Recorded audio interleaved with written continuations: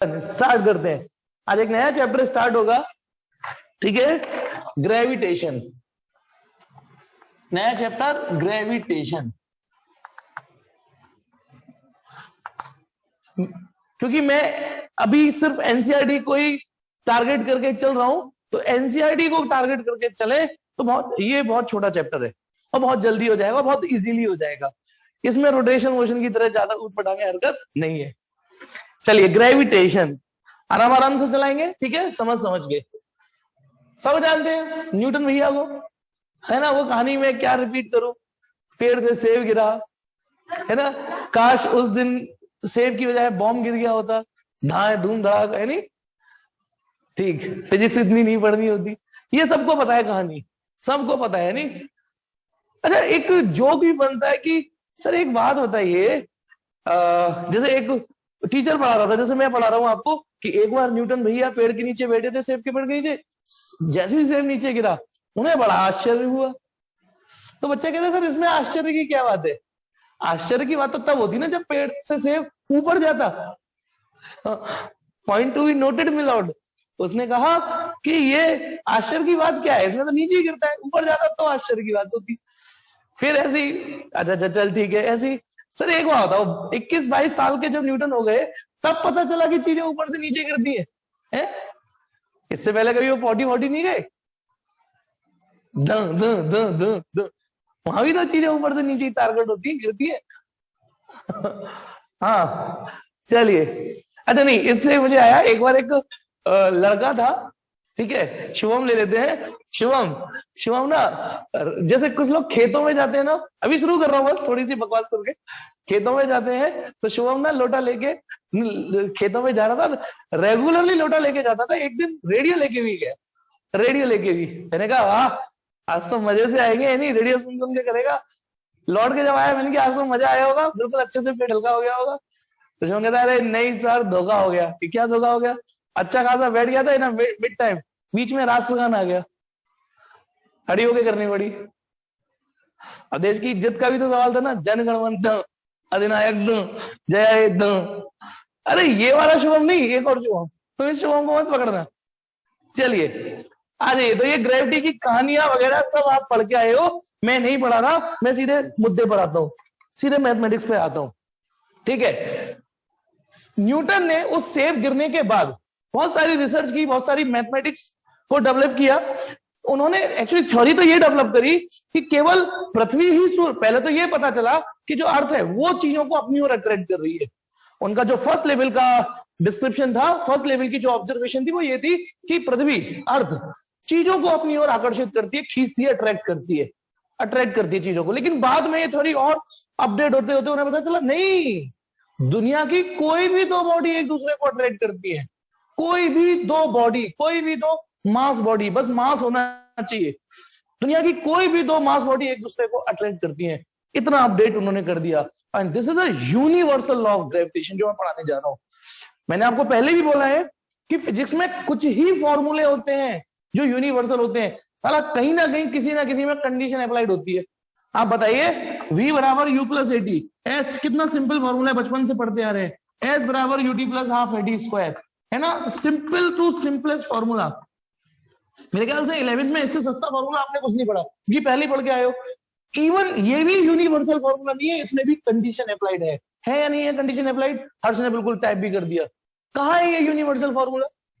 ये हर परिस्थिति में फॉर्मूला आपका साथ नहीं देगा, है ना, नहीं देगा। ये तभी देगा जब ये भाई साहब ये जो ए है ये कांस्टेंट हो तभी।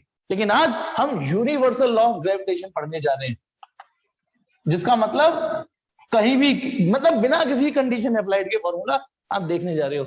Universal law of gravitation, universal law of gravitation. जब कोई दो मास बॉडी एक दूसरे को अट्रैक्ट करती है, न्यूटन भैया की थ्योरी से ये, ठीक है, जब भी कोई दो मास बॉडी एक दूसरे को खींचती है तो उस अट्रैक्टिव फोर्स का नाम है ग्रेविटेशन। जैसे दो मैग्नेट एक दूसरे को खींचेंगी या रिपेल, वो तो रिपेल भी कर सकती है, मैग्नेट तो रिपेल भी कर सकती है ना, खींच भी सकती है, तो हमने उसको नाम दिया है मैग्नेटिक फोर्स। जैसे दो चार्ज हो एक दूसरे को अट्रैक्ट भी कर सकते हैं, रिपेल भी कर सकते हैं, हम उसे इलेक्ट्रिक फोर्स बोलते हैं। ऐसी जब दो मास बॉडी एक दूसरे को अट्रैक्ट करती है इसको ग्रेविटेशन फोर्स बोलते हैं। तो माना एक मास बॉडी ये रही, ठीक है, ये रही एक मास बॉडी, ठीक है, और इसका मास है m1, ठीक है, और एक मास बॉडी इससे कुछ दूरी पर दूसरी रखी है, इसका मास कुछ और हो सकता है m2। क्लियर है? ये दो मास बॉडी है। तो पहली बात तो ये न्यूटन भैया की जो थ्योरी है कि इस ब्रह्मांड की कोई भी दो मास बॉडी एक दूसरे को अट्रैक्ट कर रही है। इवन मैं वहां पे जो जुपिटर है, मैं जुपिटर को और जुपिटर मुझको एक अट्रैक्ट कर रहा है, बिल्कुल कर रहा है, ठीक है। ये जो बोर्ड है ये मैं हूं, मेरे और बोर्ड के बीच में भी एक ग्रेविटेशन अट्रैक्शन है। जहां दो मास बॉडी वहां एक ग्रेविटेशन अट्रैक्शन होगा। बाकी फोर्स और इसमें इतना, मैंने अभी एक मैग्नेटिक फोर्स वर्ड बोला, एक बोला था ना, दो मैग्नेट के बीच की फोर्स मैग्नेटिक फोर्स, दो चार्जों के बीच की फोर्स इलेक्ट्रिक फोर्स, और दो मास बॉडी के बीच की फोर्स ग्रेविटेशन फोर्स। इन तीनों में ये नेचुरल अकरिंग फोर्स है बेटा, नेचर में, ठीक है, बिना किसी कांटेक्ट की दूर से ही लग जाती है।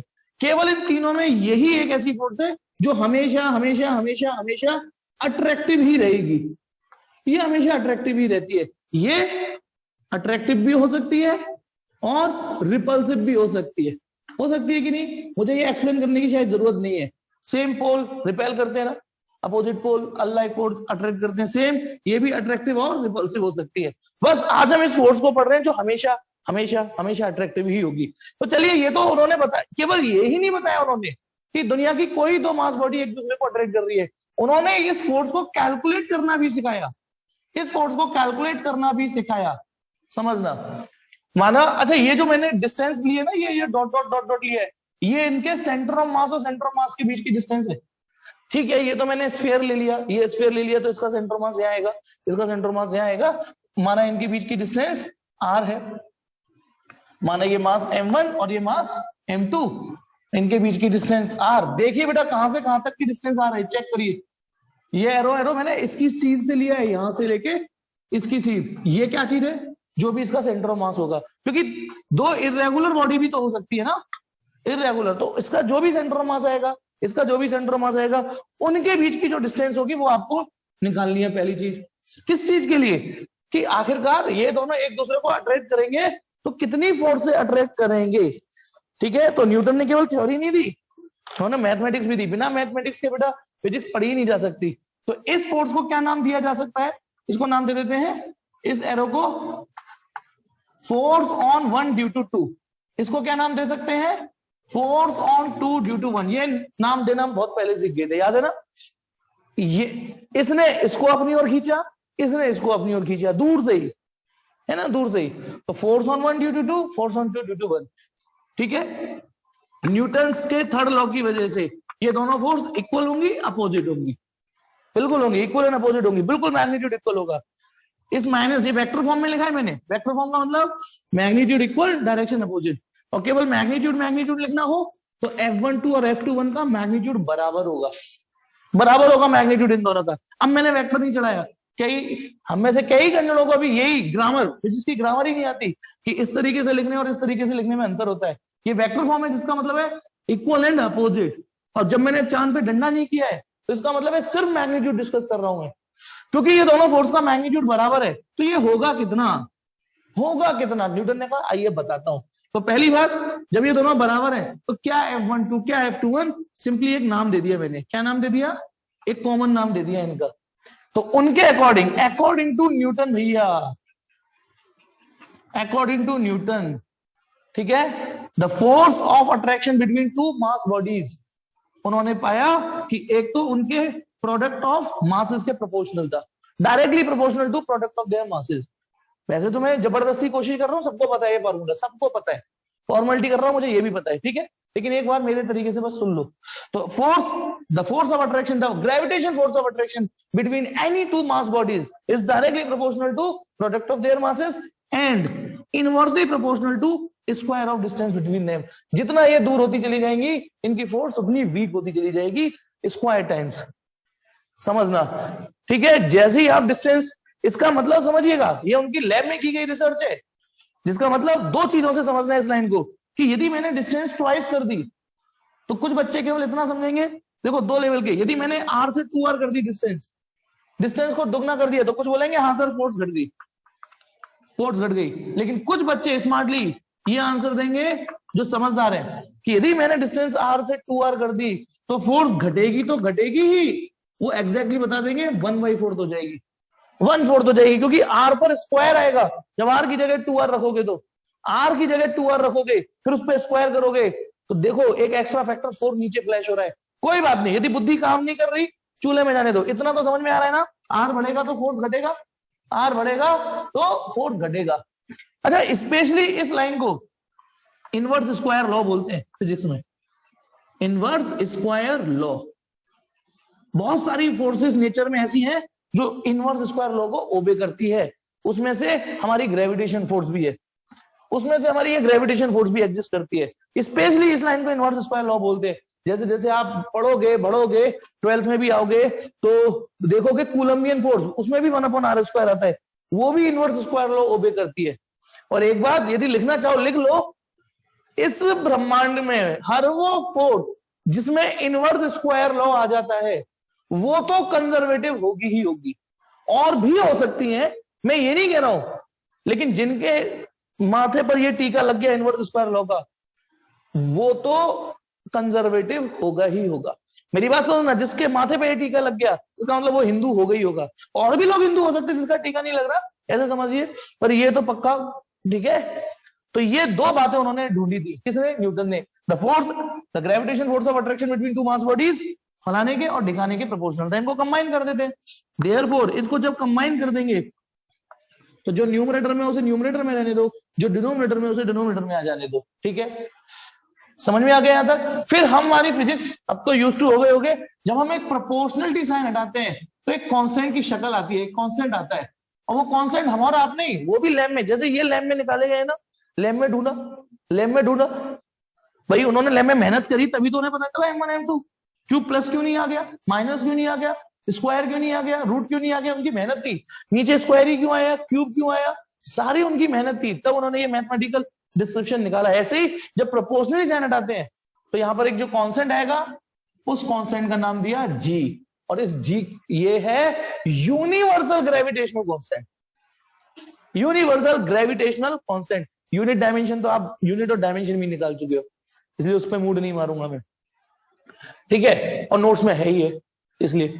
तो कैपिटल जी क्या चीज है?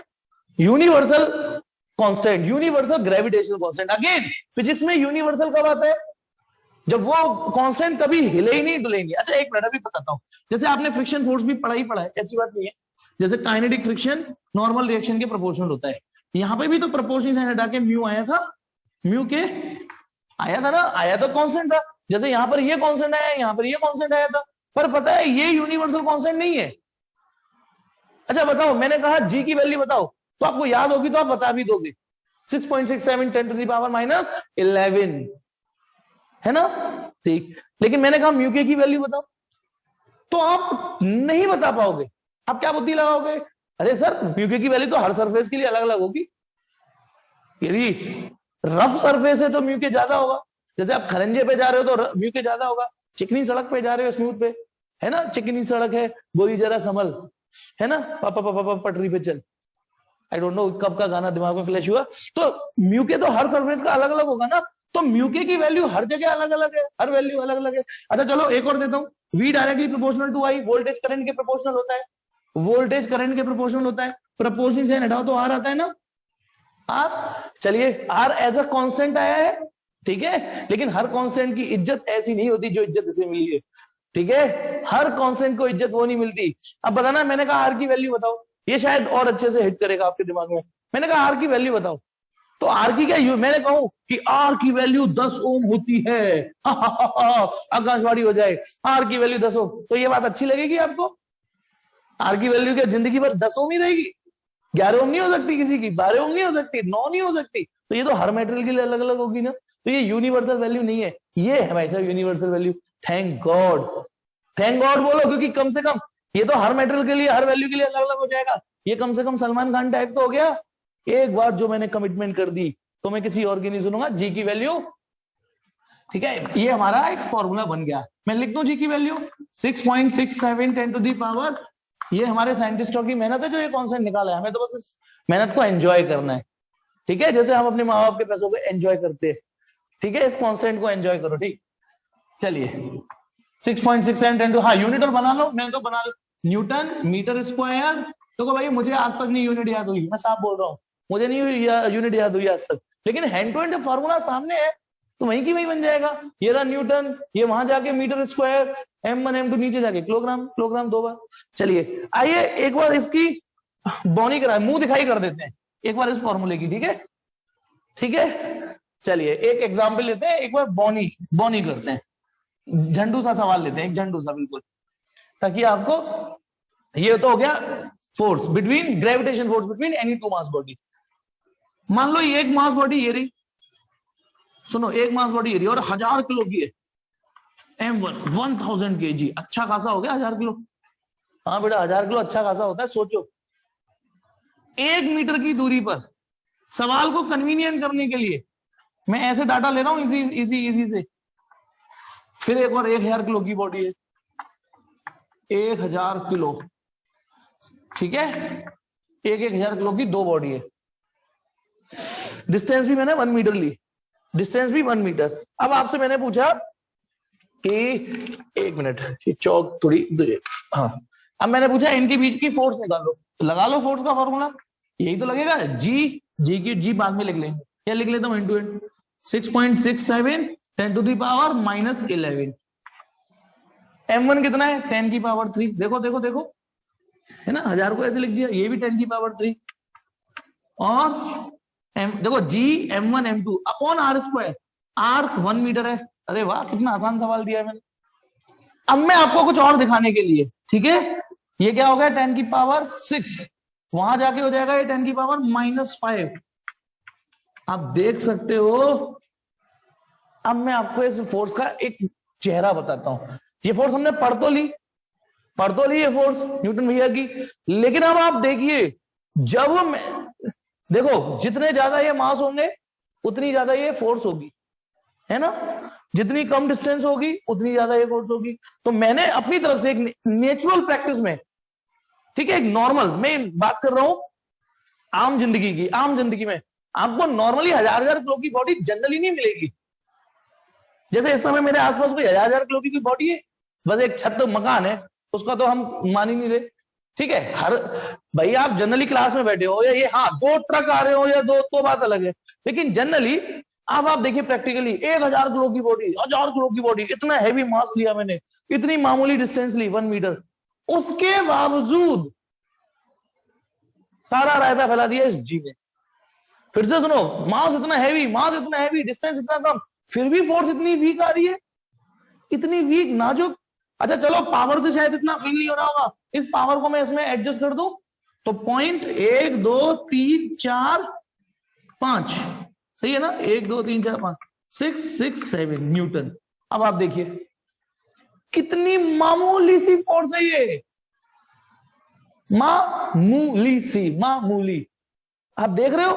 यानी ये फोर्स का, अब जनरल लाइफ में हम क्यों इग्नोर, ये मैं इसलिए बता रहा हूं कि जनरल लाइफ में हम इसे क्यों इग्नोर करेंगे। अच्छा पहले तो ये फोर्स वीक क्यों आई है, हमने तो इतनी सारी m1 अच्छा, m2 अच्छा, डिस्टेंस भी कम, तो ये भाई साहब है ना 6.67 into 10⁻11, सारी मेहनत पे पानी फेर दिया इसने, सारी मेहनत m1 m2 r की सारी मेहनत में पानी किसने फेर दिया, इस 10⁻11।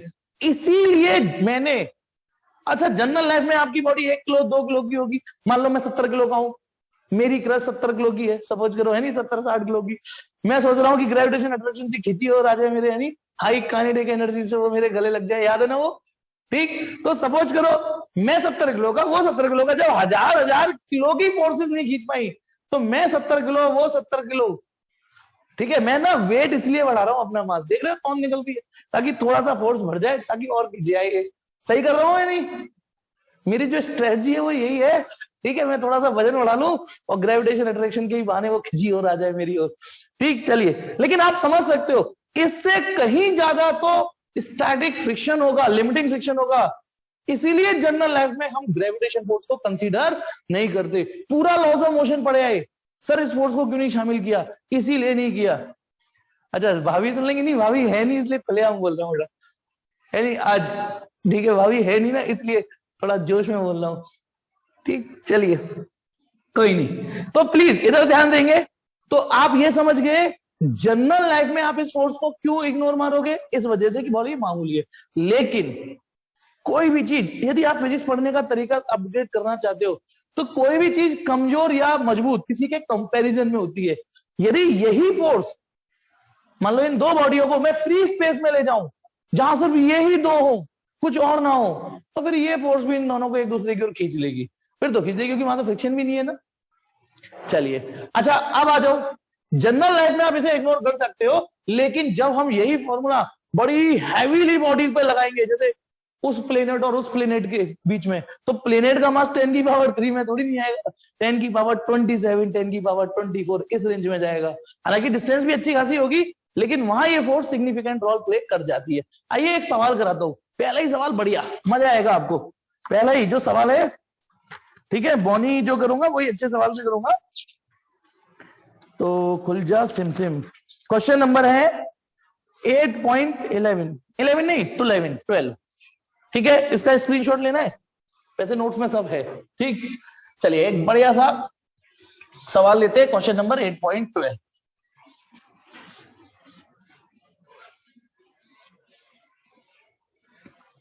क्वेश्चन है, a rocket is fired from earth, a rocket is fired from earth toward the sun. At what distance from the earth center is the gravitational force on the rocket is 0, mass of the sun is falana, mass of the earth is dhikana, neglect the effect of other planet, orbital radius of this। चलिए question का मतलब समझाता हूं। पहले एक minute, यहां एक rough figure बनाता हूं। ये हमारी अर्थ की ऑर्बिट है ना, ये रहे हमारे सन भाई साहब, थोड़ा यहां ये ले लेता हूं, है ना, सन चलेगा, ये रही अर्थ। अब यहां से एक रॉकेट लॉन्च करेंगे सन की ओर, ठीक है, सन की ओर। जैसा सवाल कह रहा है, हमारे साइंटिस्टों ने ट्राई भी तो किया होगा। अच्छा, हम सूर्य पे जा सकते हैं नहीं जा सकते? मेरे कभी कभी दिमाग में आता है, हम सूर्य पे जा सकते ही नहीं, सन की ओर, सन पे कभी जा पाएंगे? क्यों नहीं जा पाएंगे? क्योंकि सर वहां हावी टेम्परेचर है। मुझे फिर मेरे दिमाग में तो हम दिन में ना जाने की वजह रात में जाए तो क्यों ऐसा नहीं सोचते? ऐसी बुद्धि क्यों नहीं उनमें? दिन में नहीं जाए, रात में चले जाए तो मैं बड़ा होके करूंगा ये काम, है नहीं कुछ नहीं कर सकता। चलिए ठीक, ओके, ये सर। अच्छा देखिए, एक बार मैंने एक केमिकल बनाने की सोची थी जो दुनिया की हर चीज को गला दे।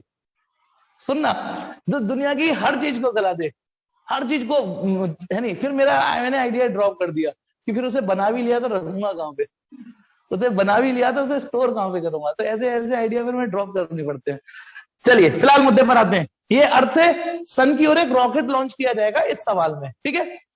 अब सुनिए, रॉकेट जा रहा है, सपोज करो समवेयर एल्स यहां पे आ गया। This is R for rocket, S for sun. अब देखिए, मैं फिर इस फिगर को ना थोड़ा यहां बड़ा बनाऊंगा, तो अभी इससे काम चलाओ। पहले तो एक मिनट, सन है ना। अब जब ये रॉकेट यहां आ गया, सवाल ये चाह रहा है कि एक ऐसी डिस्टेंस, ये वाली डिस्टेंस पता नहीं अर्थ से डिस्टेंस पता नहीं रॉकेट की, जहां पर रॉकेट पर जो नेट फोर्स हो जाए वो 0 हो जाए।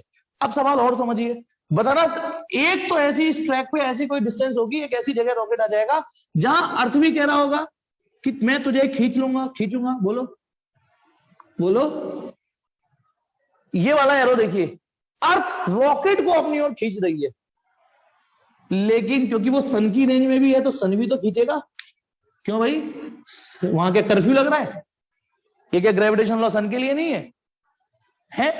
तो अब आप इन दो एरो को देखिए, जैसे वो होता है ना लव ट्रायंगल, यहां तो लव ट्रायंगल नहीं है, तो लव स्ट्रेट लाइन है, यूं करके। एक इधर मैं रॉकेट हूं, इधर से अर्थ खींच रही है, इधर से सन खींच रहा है, इधर से, ठीक है। तो अब बताना, यदि ये दोनों फोर्स बराबर हो जाए, ये दोनों फोर्स बराबर हो जाए, तो रॉकेट में नेट फोर्स कितनी हो जाएगी? 0 हो जाएगी कि नहीं? सवाल यही पूछ रहा है कि वो डिस्टेंस कौन सी होगी, ये वो डिस्टेंस कौन सी होगी। सवाल समझ में आया या नहीं? सवाल समझ में आया? डू यू पल्ले दिस सवाल और नॉट? ए जल्दी बोलो, सवाल ठीक है ना? ठीक है, कि वो डिस्टेंस निकालनी है फ्रॉम द केवल कुछ ही गिने चुने, वो भी आज तो बॉयज ही फॉर्म में। चल, भूमिका ने बहुत देर बाद जवाब दिया कि हाँ, बाकी को किसी को कुछ पल्ले नहीं पड़ रहा है। वेदरबी को आया, सिल्की को आया, चलो चलो चलो, अब लड़कियां भी आ गई। देख चलिए, तो अब लेकिन इस सवाल में पता है, इस सवाल को एक लाइन लिखी हुई है, neglect the effect of other planet, neglect the effect of other. Thank God ये लाइन बोल दी, नहीं तो ये सवाल में हो जाती चुल, फिर नहीं कर पाता, मैं भी नहीं कर पाता। इसने क्या बोला है, neglect the effect of other planet. क्यों?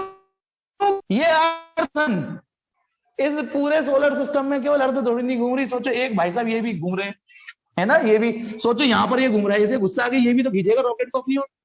सोचो यहाँ पे कोई तीसरी और ये, ठीक है, ये भाई साहब यहाँ पर होंगे, ये अपनी ओर चुल्ल करेंगे, मैं खींचूंगा, ये तो रजिया गुंडों में फंस जाती फिर, है ना, फिर तो ये रजिया गुंडों में फंस जाती, फिर क्या ये सवाल हो रहा है।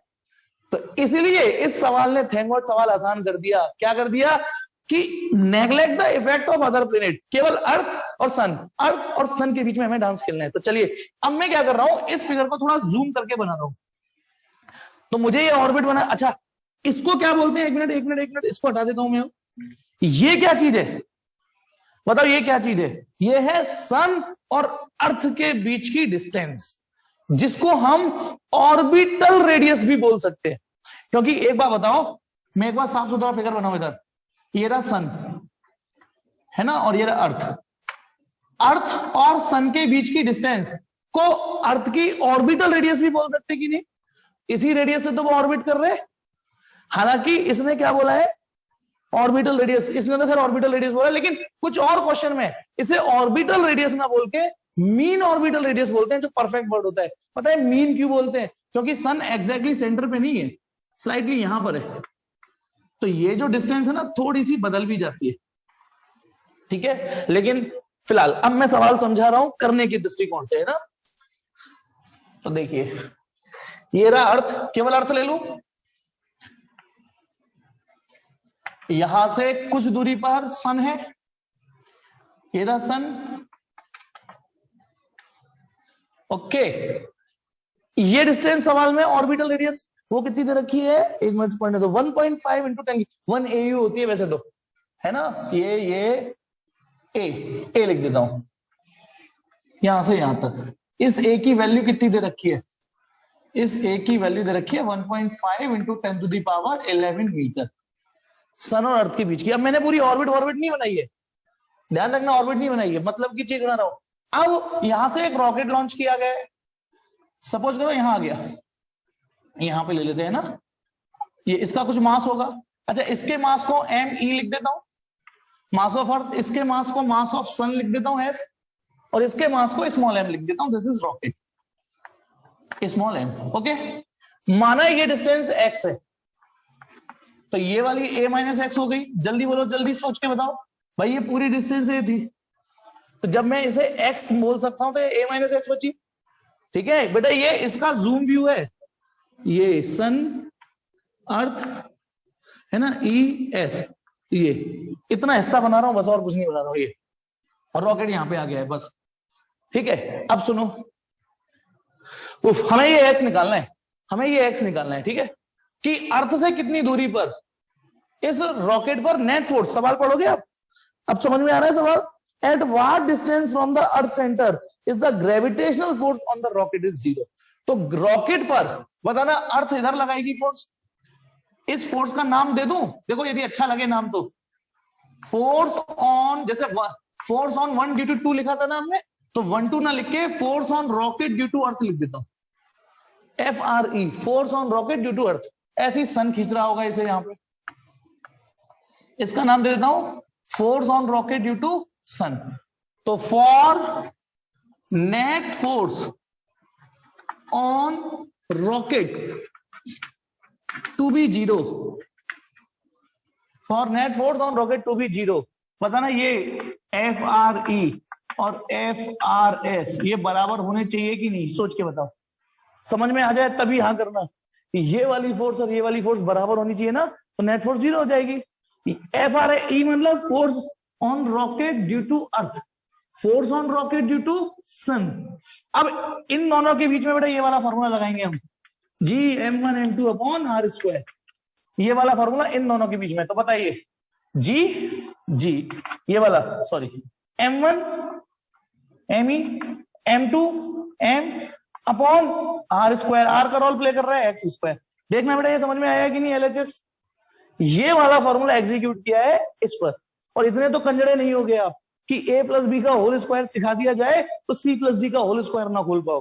अरे M1 M2 की जगह एम हो गया, MR लिख दो ज्यादा से ज्यादा, रॉकेट MR मैंने नहीं लिखा, अब हम कर सकते हैं। अरे ये कॉन्फिडेंस अच्छा लगा शुभम, शाबाश, सीना चौड़ा कर दिया, ये एटीट्यूड होना चाहिए। शुभम ने अभी एक लाइन लिखी, सर अब आप छोड़ो अब हम करेंगे, है नहीं? ये वाली अभी बिल्कुल ठीक। अभी रुको इसको और देखो, इसको कैसे खोलेंगे इन दोनों के बीच में? जी M1 M2, जी की जगह जी M1 कौन? मास ऑफ सन, और M2 वही रॉकेट का मास, अपॉन अब इनके बीच की डिस्टेंस यूज होगी, इनके बीच की डिस्टेंस a माइनस एक्स है, a माइनस एक्स का होल स्क्वायर। अब देखो इसको सॉल्व करते हैं, ये खत्म, हटा सामने की बत्ती बुझा, स्मॉल m से स्मॉल m खत्म, अब ये m ही, तो इसको इधर ले जाता हूं, a minus x upon x, इन पर स्क्वायर हो रहा है भाई साहब, और ये ms m, इनकी वैल्यू दे रखी है, मास ऑफ सन दे रखा है 2 × 10⁻30। अच्छा एक चीज और बता दूं मैं, ये जो मास ऑफ सन होता है ना, ये जो दे रखा होता है इस केजी, इसको 1 सोलर मास भी बोलते हैं, ये आपकी नॉलेज के लिए, क्योंकि जब हम अभी आगे जाके स्टारों के सवाल करेंगे, स्टार, तो हर स्टार का मास जरूरी थोड़ी ना सन के जैसा हो, कुछ स्टार सन से भारी है कुछ हल्के हैं, तो लिख देते हैं 2 सोलर मास। क्या मतलब है 2 सोलर मास का? सन के मास से भी दुगना मास है उसका, 3 सोलर मास, 3.5 सोलर मास, इसका मतलब सन के मास से 3.5 टाइम्स है। तो सन का जो मास है, ठीक है, मेरा मास 2 सोलर मास, इतना तो मत बेइज्जती कर भाई सो, इतनी तो मैं इसको पता है बढ़ा रहा हूँ वेट, ताकि मेरी वजन भारी भरकम बात रहे। अच्छा मैं भी स्टार हूं इसलिए, ओ यार थैंक यू, मुझे लगा मेरे वेट की वजह से खींच रहा है मुझे। अच्छा मैं स्टार हूं इसलिए, हाँ फिर तो मेरा मास तो क्या सकता है। चलो हाँ, तो 1 सोलर मास।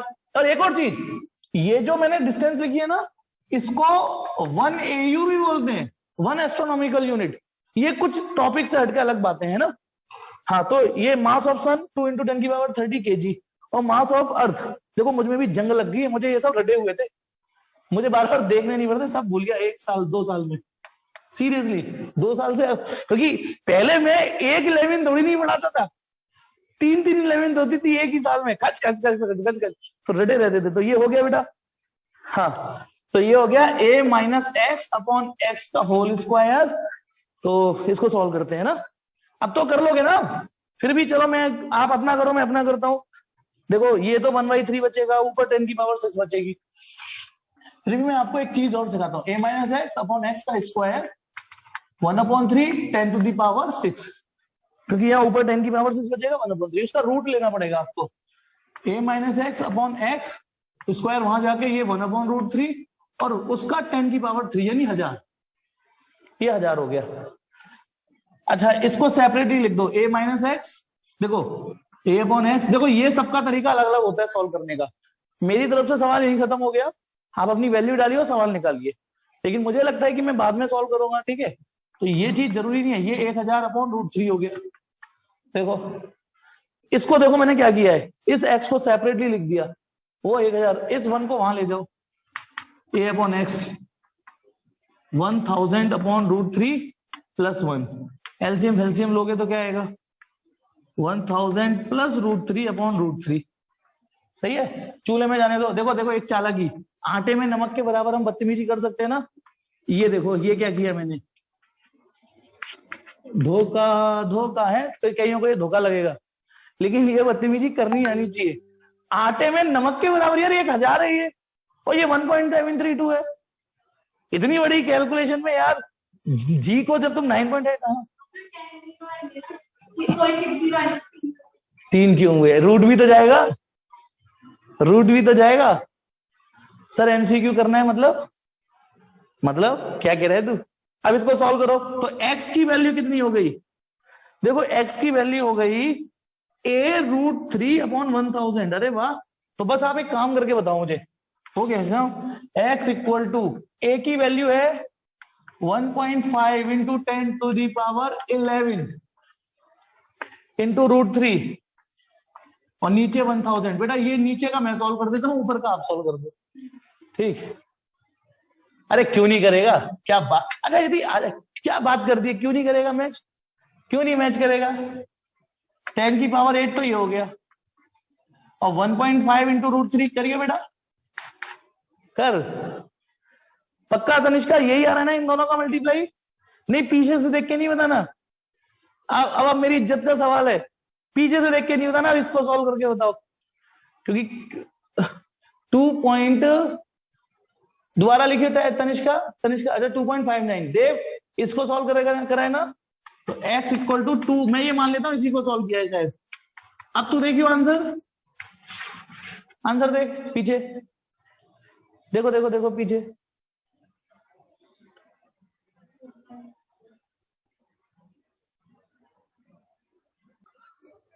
अब आ जाइए इसके बाद, ग्रेविटेशन लॉ के बाद ये जो फोर्स का फॉर्मूला पढ़ाया, इसके बाद एक शब्द आता है ग्रेविटी,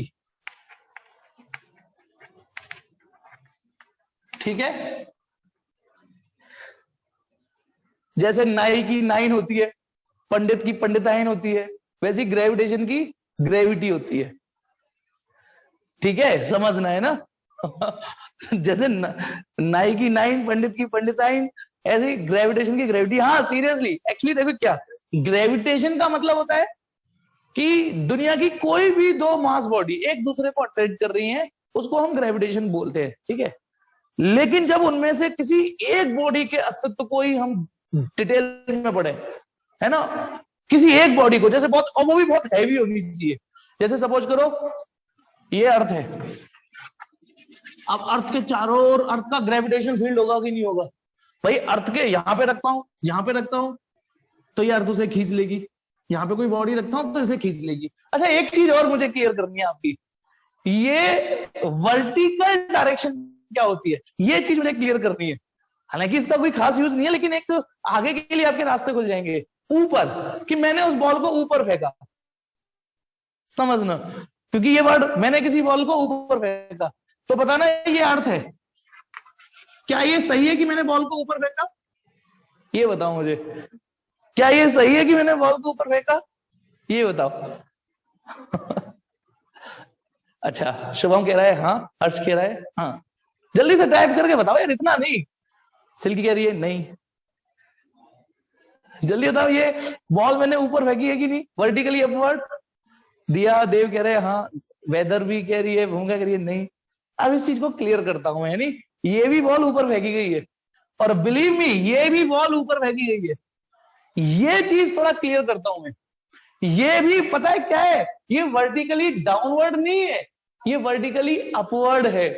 कंफ्यूज ना, कंफ्यूज ना, ये भी वर्टिकली अपवर्ड है, यहां से कोई फेंकता है तो this is also vertically upward. Confuse, मैं कोशिश करता हूं क्लियर करने की। अच्छा हम सब लोग ये बताइए, जैसे ये अर्थ है, अच्छा ये तो पता है ना हम लोग कहाँ रहते हैं? ये तो पता है, यहाँ पे रहते हैं लोग, नहीं रहते? ये बताओ यहाँ पे रहते हैं कि नहीं? अच्छा ये बताओ, ये यहाँ पे, ये ऐसे होगा आदमी यहाँ पर, ये ऐसे होगा, ये बताओ कौन सा फिगर सही है? पहला फिगर सही है, दूसरा फिगर सही है, या ये इन दोनों में से कोई सा सही नहीं है कि सर हम तो सिर्फ यहाँ रहते हैं, सिर्फ हम यहीं रहते हैं? अच्छा पहले यही ठीक है? हाँ। नहीं नहीं, इसके भी ग्राहक आ रहे हैं, इसके भी ग्राहक आ रहे हैं कि हम सिर्फ यहीं रहते हैं। तो देखो यदि आपके दिमाग में ये है कि हम यहीं रहते हैं, तो बेटा ये बात आप कभी समझ ही नहीं पाओगे शायद, फिर तो मेरे बस की बात नहीं है, मैं सरेंडर करता हूं। हम केवल यहाँ नहीं रहते, हम पूरी अर्थ पे यहाँ पे भी रहते हैं। सुनो, यहाँ पर भी रहते हैं, यहाँ पर भी रहते हैं, यहाँ पर भी रहते हैं, ठीक है, और यहाँ पर भी रहते हैं। अब हम छोटे बच्चे नहीं है, पूरी अर्थ पे रहते हैं लोग।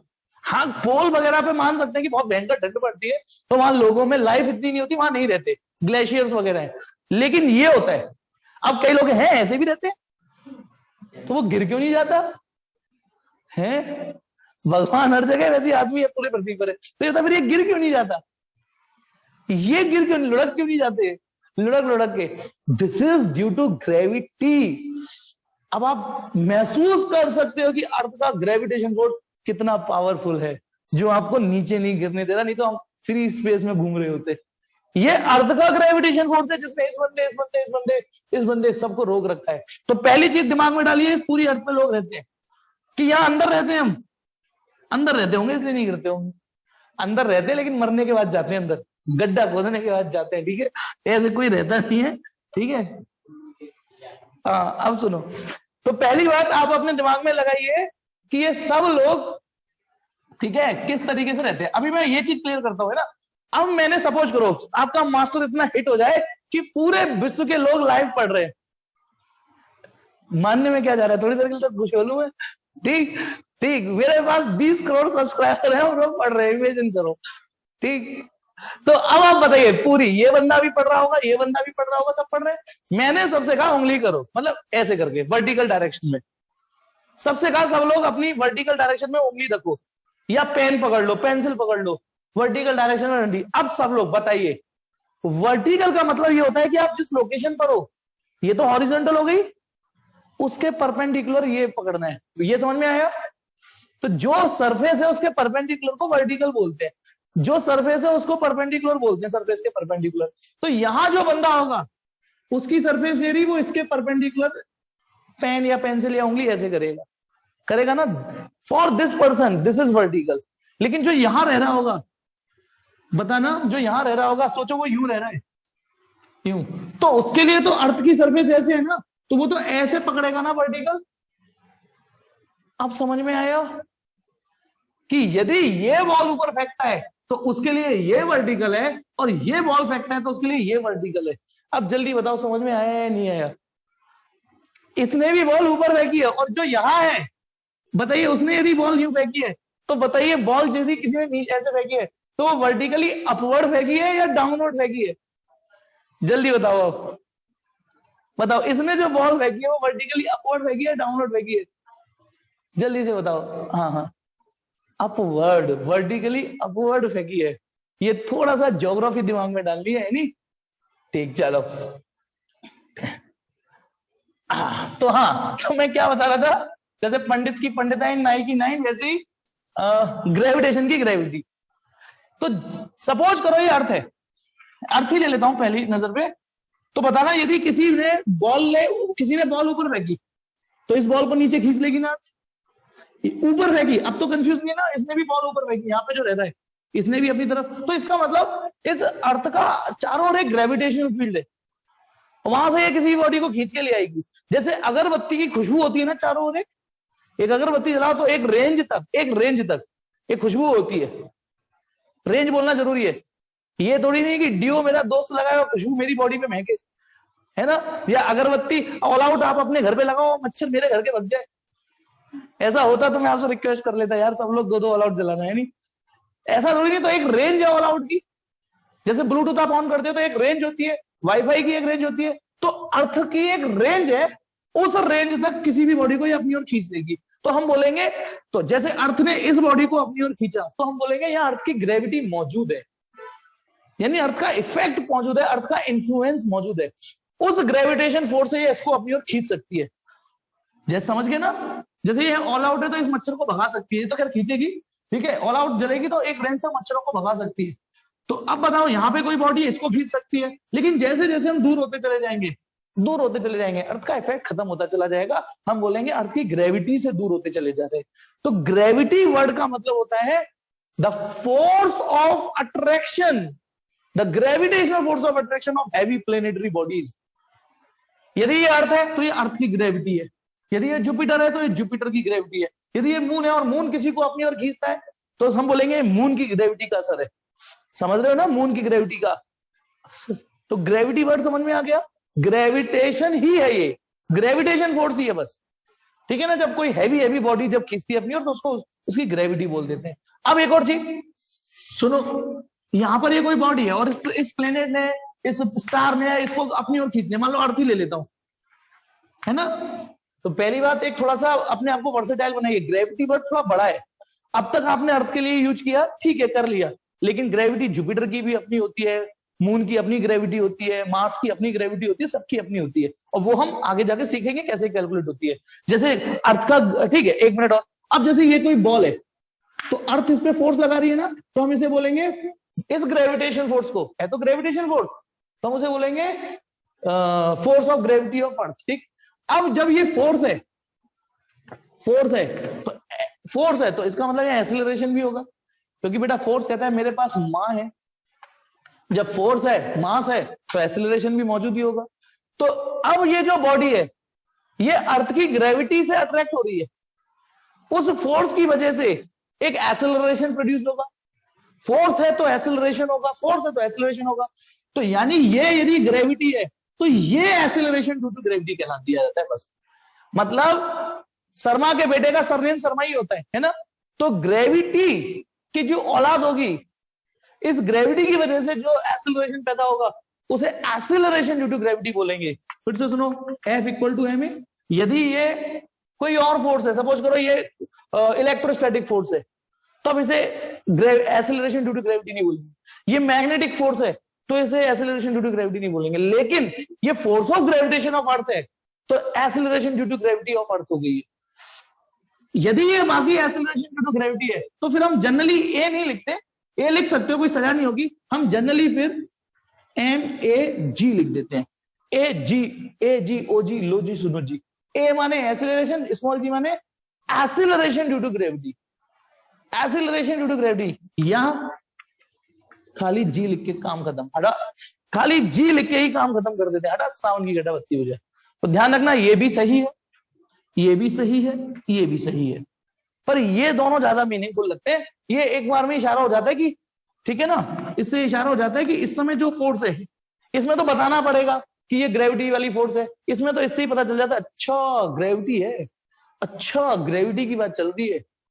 तो बताइए, ग्रेविटी माने जनरली जो हैवीली बॉडी होती है। अच्छा, एक और चीज और बता दूं आपको, तो मैंने न्यूटन से थर्ड लॉ मोशन में पढ़ाया था कि जब बैट बॉल का संपर्क होता है या साइकिल और ट्रक की टक्कर होती है तो केवल ट्रक साइकिल को फोर्स नहीं लगाती, साइकिल भी ट्रक को फोर्स लगाती है। तो एक चीज और गौर से सुन लो, जैसे ये कोई स्मॉल एम मास की बॉडी है तो केवल अर्थ तो इसे खींच रही होगी। बिलीव मी, ये भी इसे खींच रहा होगा अर्थ को। प्लीज बिलीव मी, ये भी उतनी फोर्स है, न्यूटन के थर्ड लॉ से खींच रहा होगा। लेकिन जब ये खींचेगी तो इस वाली फोर्स को हम ग्रेविटी बोलते हैं जनरली, इसको नहीं बोलते। ये तो इसने खींची है। तो जो हैवी बॉडीज का अट्रैक्शन होता है, प्लेनेटरी बॉडीज का अट्रैक्शन होता है, हम वहां ग्रेविटी वर्ड को फिट करते हैं। ठीक है ना, एक थोड़ा यहाँ ग्रामर का ध्यान रखना है। अब जैसे अब मुझे आप बताओ, मैं 35 साल का बच्चा हूं, अच्छा लगेगा मेरे संग बच्चा वर्ड बोलना है? तो एक वर्ड है बच्चा, हमें आपको पता है किसके लिए बच्चा बोलना है, किसके लिए हैंडसम बोलना है ना, किसके लिए बूढ़ा बोलना है, बुजुर्ग बोलना है, ठीक है ना, ये सब आपको पता है कहाँ कौन सा वर्ड वेट करना है। तो वैसे ही ग्रेविटी वर्ड का मतलब जब एक heavy planetary bodies, heavy astronomical object, generally astronomical object जब कोई खींचते ना अपनी ओर, उसको बोलते हैं। अब आ जाइए, तो ये भी समझ में आ गया, यदि ये ग्रेविटेशनल फोर्स है तो ये एक्सेलरेशन ड्यू टू ग्रेविटी है। इसको ऐसे लिख लो या ऐसे लिख लो, ये अच्छा ये इसको लिखेंगे। चलिए अब आ जाओ, मूव करते हैं नेक्स्ट पॉइंट की ओर। ठीक है, एक छोटा सा रिलेशन है, इसको पूरा करके फिर नेक्स्ट क्लास में बात करेंगे, क्योंकि कल जो मैं पढ़ाऊंगा वो continue relation between G and g है। जी एंड जी, जिनके आगे जी जिनके पीछे जी, वो मेरे जीजा जी, पार्ले जी। एक स्मॉल जी और एक कैपिटल जी है। एक अंतर आपको पता होना चाहिए, ये एक्सीलरेशन की यूनिट है, ये यूनिवर्सल कांस्टेंट है। ये तो इस पूरे ब्रह्मांड में एक जैसा ही है, 6.67 10⁻11। इस पूरे ब्रह्मांड में ये एक जैसा है, लेकिन ये बदलता रहता है, ये बदल जाएगा। किसी की ग्रेविटी कुछ और होगी, एक्सीलरेशन ड्यू टू ग्रेविटी है ना। तो इनमें रिलेशन क्या है, ये पार्ले जी के आगे लगता है, एक तो ये रिलेशन है। अच्छा, तुम्हें पता है ये जो पार्ले जी है, ये पैकेट है, उसमें एक ग्रीन डॉट लगा रहता है, क्यों लगा रहता है? ग्रीन डॉट का क्या मतलब है? नहीं, ये जो देखा है ना, ग्रीन डॉट लगा रहता है। अच्छा, वेज, अच्छा, मुझे लगा कि पार्ले जी भाई साहब ऑनलाइन बैठे हुए मुझे लगा अच्छा वेजिटेरियन का, मुझे लगा वो फेसबुक या व्हाट्सएप पे ऑनलाइन। चलिए, नहीं वैसे ठीक है, वो वेजिटेरियन का सिंबल होता है, और रेड कलर होता है वो नॉन वेज का होता है। ठीक है, चलिए, तो चलिए इन दोनों के बीच में रिलेशन निकालते हैं। तो चलिए बेटा, ये मान लो मेरे पास, इमेजिन करो कोई प्लेनेट है, कोई भी प्लेनेट हो सकता है बेटा, कोई भी। इसकी आर रेडियस है, किसकी? प्लेनेट की। इसका एम मास है, दिख रहा है नहीं शेड के चक्कर में, चलो एम मास की बॉडी, आर रेडियस का प्लेनेट। उस पर एक सपोज करो एक छोटी सी कोई टुच्ची सी कोई बॉडी रख दी, उसका मास स्मॉल एम है। अब ध्यान रखना यहाँ पे दो बॉडी है, एक इतनी बड़ी और एक इतनी छोटी, एक इतनी बड़ी और एक इतनी छोटी। अब यार प्लेनेट पे तो कोई छोटी मोटी, अब मेरी औकात अर्थ के सामने क्या है बताना, बताना। यदि अर्थ को मैं स्केलिंग करके इतना बड़ा बना रहा हूं, अर्थ को मैं इतना बड़ा बना रहा हूं बोर्ड पे समझाने के लिए, स्केलिंग करके, तो बताना ऋतुराज सर कितने बड़े बनेंगे यहाँ पे, सिर्फ इतने बनेंगे, इतने इतने से बनेंगे ऋतुराज सर, है नहीं। तो in the comparison of earth, मतलब स्केलिंग करेंगे तो इतने से रह जाएंगे बस। तो चलिए, तो ये इसमें फिर भी मैंने ये डॉट बड़ा बना दिया है, थोड़ा बड़ा ही बना दिया, दिखे आपको। तो एक एम मास की बॉडी और एक एम मास की बॉडी, एक कैपिटल एम एक स्मॉल एम, बताना इन दोनों के बीच की डिस्टेंस कितनी है, आर। अब एक चीज सुनना, ये जो आर है ना, ये इस प्लेनेट की रेडियस का भी काम कर रही है और इन दोनों ऑब्जेक्टों के बीच की डिस्टेंस का भी काम कर रही है। सो वो इस वजह से क्योंकि ये पॉइंट साइज ऑब्जेक्ट है, इसका साइज नेग्लिजिबल है। अच्छा बताना, यदि ये प्लेनेट है, इसके ऊपर एक और प्लेनेट रख दूं, मान लो थोड़ी देर के लिए, एक प्लेनेट के ऊपर एक प्लेनेट और रख दूं, इमेजिन करो, तो क्या इसकी, बताना, क्या इसकी रेडियस और इनकी डिस्टेंस एक जैसी हो गई? मतलब मेरी बात समझना, इस प्लेनेट की रेडियस और इन दोनों के बीच की डिस्टेंस एक ही बात है, अलग अलग बात है? फिर तो अलग अलग बात होगी ना। ये रेडियस है और ये डिस्टेंस है, ये रेडियस है ये डिस्टेंस है, ये रेडियस है ये डिस्टेंस है, ठीक है ना। लेकिन क्योंकि इसका साइज नेग्लिजिबल है तो गंगाधर ही शक्तिमान हो गया यहाँ पे, जो रेडियस है वही डिस्टेंस है। तो बताओ इन दोनों, बताना इस पर ग्रेविटी काम कर रही होगी ना, क्योंकि इस पर फोर्स काम कर रही है, इधर खींच रही होगी इसको ये, तो इस पर फोर्स ऑफ ग्रेविटेशन कितना लग रहा होगा, G M upon are square. Do you पल्ले और नॉट, ये बताओ। इस पर जो फोर्स लग रही होगी Gm1 M2 upon are square, एक कैपिटल एम लिख दिया, एक स्मॉल एम लिख दिया, ठीक। ध्यान रखना इसको सिस्टम माना है मैंने, ध्यान रखना इसको सिस्टम माना है, इसको सिस्टम माना है जो ऊपर बॉडी रखी है, taking body, this body of small m mass as a system. तो इस पे फोर्स लग रही है Gm1 M2 upon are square. अब ये फोर्स को मैं एम ए लिख सकता हूं ना, फोर्स कहता है मेरे पास मां है, इसको एम ए लिख सकता हूं। लेकिन अभी बता के चुका हूं कि यदि ये एक्सेलरेशन ग्रेविटी ने प्रोड्यूस किया है तो इसको एजी लिखना ज्यादा उचित होगा, एजी ओजी लो जी सुनो जी, या फिर जी लिखना और भी उचित होगा, ठीक लगेगा बोलो। इधर स्मॉल एम से स्मॉल एम कर गया तो acceleration due to gravity comes out to be Gm upon are square. लेकिन ध्यान रखना ये ग्रेविटी का फॉर्मूला कहां पर है, इस लोकेशन पर, जब ये वाली बॉडी यहां रखी हुई है। यदि ये बॉडी यहां रखी होती, यहां रख देता मैं ये वाली बॉडी, तब ये डिस्टेंस नहीं आती ना, तब फिर तो ये वाली डिस्टेंस यूज करनी पड़ती मुझे। तो इसलिए इस फॉर्मूले में कंडीशन अप्लाइड है। बताओ क्या कंडीशन अप्लाइड हो गई, this is also the expression for acceleration due to gravity but at the surface of planet. Planet की सरफेस पर ग्रेविटी ये होगी, यहां जाओगे तो कुछ और होगी, यहां जाओगे तो कुछ और होगी, यहां जाओगे तो कुछ और होगी। तो ये है एट सरफेस, एट सरफेस, किसी भी प्लेनेट के सरफेस पर ही gravity, acceleration due to gravity का फॉर्मूला हम ये प्रयोग करेंगे, ये वाला लेंगे। सिंपल, आज तो मैंने बहुत सिंपल, एक्चुअली ये पूरा चैप्टर ही सिंपल है, मुझे तो समझ में नहीं आ रहा है इसे मैं कठिन कैसे करूं ताकि आपको लगे है कि यार, नहीं तो आपको ये लगेगा ऐसे तो हम खुद ही पढ़ लेते। ये एक्चुअली चैप्टर ही आसान है। तो ये एक्सेलरेशन ड्यू टू ग्रेविटी। अच्छा एक मिनट, मैं इस फॉर्मूले को थोड़ा हल्का सा यूज करना वैसे सिखा देता हूं, लगाना। एक ये रहा प्लेनेट, एक ये रहा प्लेनेट। जब आप, ठीक है, यहां पर आपसे कोई पूछे gravity, acceleration due to gravity calculate करो यहां पर, तो यहां पे आप फॉर्मूला लगाओगे G equal to Gm upon are square. ये कौन सा फॉर्मूला है जो अभी ये आज ही सीखा है, ताजा ताजा, ये तो बिल्कुल ताजा ताजा गरम गरम एकदम इसे, ठीक है ना। यदि आपसे कोई पूछे यहां ग्रेविटी, तो इसमें m क्या चीज है, इस प्लेनेट का मास, ये r क्या चीज है, इस प्लेनेट की रेडियस। लेकिन यहां पर हालात बदल रहे हैं, जज्बात बदल रहे हैं। इस प्लेनेट की रेडियस कुछ और हो जाएगी, इस प्लेनेट का मास भी कुछ और होगा। बोलो, दुनिया के हर प्लेनेट का मास और रेडियस एक सी थोड़ी नहीं है। अब यदि आपसे कोई कहे कि यहां ग्रेविटी निकालो, तो यहां फॉर्मूला क्या अब भी यही लगाओगे? अरे भाई, अब m की जगह m डैश लिख देंगे, r की जगह r डैश लिख देंगे, और g जो आएगी नई घोड़ी नहीं था उसकी जगह g डैश लिख देंगे। फॉर्मूले का प्रयोग जो बेस फॉर्मूला वो यही रहेगा, लेकिन क्योंकि एक ही पिक्चर में दो फॉर्मूले यूज कर रहे हो, तो जैसे क्लास में जब 2 अभिषेक होते हैं तो अभिषेक 1 अभिषेक 2 लिखना पड़ जाता है, तो वैसे ही G1 और G2 भी लिख सकते हो, M1 R1 M2 R2 भी लिख सकते हो। ठीक है, तो होपफुली आज की क्लास समझ में आई होगी। तो मैं यही खत्म करता हूं आज के समाचार।